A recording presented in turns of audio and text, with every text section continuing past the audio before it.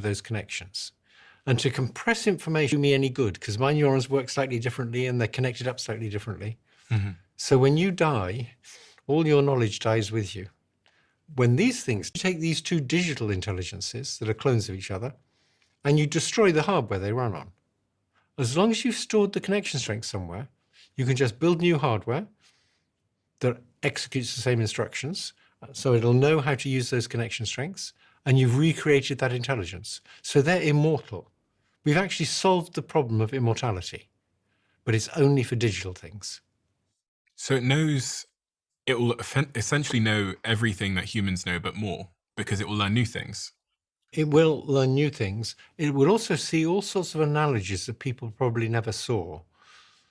So, for example, at the point when GPT-4 couldn't look on the web, I asked it, why is a compost heap like an atom bomb?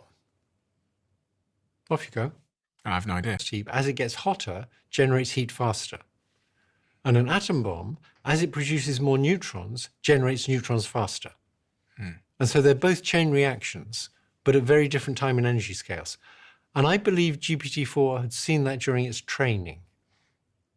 It had understood the analogy between a compost heap and an atom bomb. And the reason I believe that is, if you've only got 1 trillion connections, remember you have 100 trillion, more knowledge than a person, you need to compress information into those connections. And to compress information, you need to see analogies between different things.